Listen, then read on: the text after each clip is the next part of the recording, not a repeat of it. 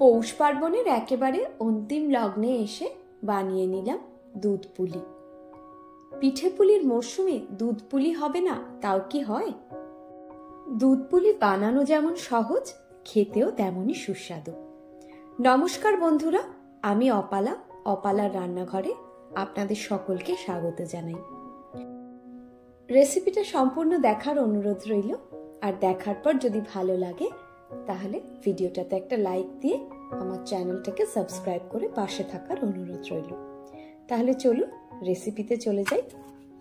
এখানে আমি একটা নারকোল নিয়ে নিয়েছি। নারকোলটাকে প্রথমেই কুড়িয়ে নিচ্ছি। আমি এই রকম কোরানি ইউজ করেছি। 1.5 কাপ পরিমাণ কোরানো নারকোল নিয়ে নিলাম। নারকোলটাকে প্রথমেই একটুখানি হাত দিয়ে ভালোভাবে মেখে নিয়ে 3/4 কাপ পাটালি গুড় নিয়ে নিয়েছি, খেজুরের পাটালি গুড়। সেটাকে একটু ভেঙে ভেঙে নারকোলের সাথে মিশিয়ে নিলাম। তারপর গ্যাসের ফ্লেম অন করে আমি এখানে পুরটা বানিয়ে নিচ্ছি। প্রথম অবস্থায় গ্যাসের ফ্লেমকে মিডিয়াম টু হাইতে রেখেছিলাম। তারপর গুড়টা গলে যাওয়ার পর গ্যাসের ফ্লেমটাকে কমিয়ে লো টু মিডিয়ামে করে দিয়েছি। পুরটাতে পাক আসতে 7 থেকে 8 মিনিট মতো সময় লেগেছে। এবার ওই ফ্রাইং প্যানটাকেই ধুয়ে নিয়ে আবার বসিয়ে দিয়েছি। 1 কাপ পরিমাণ জল দিয়ে দিলাম। দিয়ে দিয়েছি সামান্য একটু নুন আর 1 টেবিল চামচ ঘি। সব কিছু ভালোভাবে মিশিয়ে দিয়েছি। জলটা ফুটে যাওয়ার পর গ্যাসের ফ্লেম অফ করে 1 কাপ পরিমাণ চালের গুঁড়ো অল্প অল্প করে নিয়ে এই জলের সঙ্গে মিশিয়ে নিচ্ছি। জলটা যখন পুরোটা অ্যাবজর্বড হয়ে যাবে তখন আমি ঢাকা দিয়ে 5 মিনিটের জন্য রেখে দিচ্ছি। 5 মিনিট পরে এই চালের গুঁড়োটাকে আমি নামিয়ে নিচ্ছি। এবার আরও 1 চা চামচ ঘি আমি এখানে দিয়ে দিলাম। এবার সেটাকে ভালোভাবে মেখে নিচ্ছি। যদি জলের প্রয়োজন হয় তাহলে হালকা গরম জল অল্প অল্প দিয়ে মেখে নিতে পারেন। এখানে আমি 3 টেবিল চামচ মতন গুঁড়ো চিনি নিয়ে নিয়েছি, সেটাকেও একসাথে মেখে নিলাম। 1 লিটার দুধ যেটা আগে থেকে জাল দেয়া ছিল সেটাকে ঘন হতে বসিয়ে দিয়েছি। এইবার এখান থেকে চালের মাখার থেকে অল্প অল্প করে নিয়ে লেচি তৈরি করে আমি এইভাবে চালের গুঁড়োর মধ্যে একটুখানি রোল করে নিচ্ছি। নিয়ে তারপর এইভাবে আমি এক এক করে পুলিগুলো বানিয়ে নিচ্ছি। আপনাদেরকে দেখিয়ে দিচ্ছি কিভাবে বানাচ্ছি। অল্প করে একটু পুর নিয়ে নিলাম। তারপরে প্রথমে এই দুটো মুখ ধরে একটু চেপে চেপে আমি পুরোটাকে ভালোভাবে জুড়ে নিচ্ছি যাতে কোনোভাবে খুলে না যায়। তারপরে একটা ধার থেকে এইভাবে জাস্ট পেছন থেকে নিয়ে সামনে এইরকম করে মুড়িয়ে মুড়িয়ে আমি পুরো পুলিটা তৈরি করে নিচ্ছি। দেখুন কি সুন্দর পুলিটা তৈরি হয়ে গেল।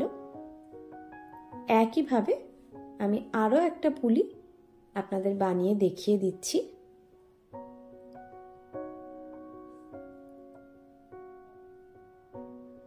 এই দেখুন, এইরকম ভাবে চেপে নিয়ে তারপর পেছন থেকে জাস্ট এভাবে সামনে নিয়ে আসলে এইরকম সুন্দর একটা শেপ তৈরি হয়ে যাবে পুলির।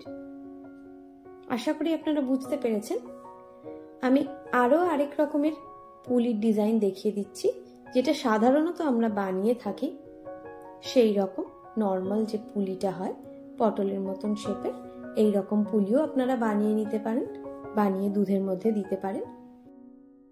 এর আগে আমি অনেকগুলো পিঠের রেসিপি শেয়ার করেছিলাম, পাটিসাপটা, গোকুল পিঠে, মুগের পুলি, মালপোয়া। সেগুলোর লিংক আমি ডেসক্রিপশন বক্সে দিয়ে দেব, আপনারা যদি চান দেখে নিতে পারেন। এক এক করে আমার সমস্ত পুলিগুলো বানানো হয়ে গেল। এদিকে দুধটাও ফুটে কিন্তু কিছুটা ঘন হয়ে গিয়েছে।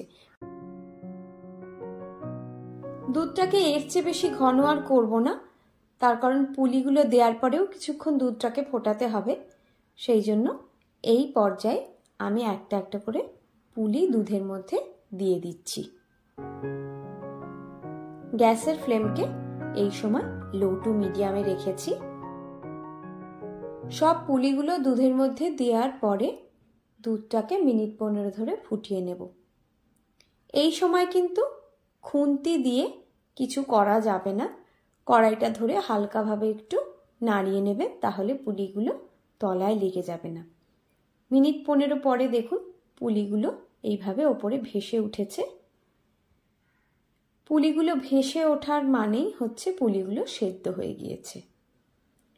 গ্যাসের ফ্লেম অফ করে এখানে আমি 1/2 কাপ পরিমাণ খেজুরের পাটালি নিয়ে নিয়েছি, সেটা এর মধ্যে দিয়ে দিলাম।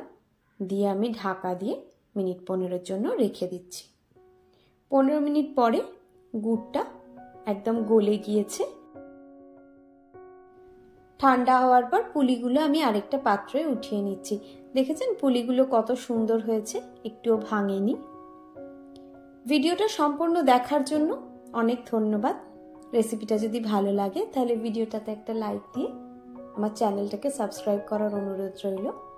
একই সঙ্গে আপনাদেরও যদি আমার সহযোগিতার প্রয়োজন হয়ে থাকে তাহলে আমাকে কমেন্টে জানাতে ভুলবেন না। সবাই ভালো থাকবেন, সুস্থ থাকবেন।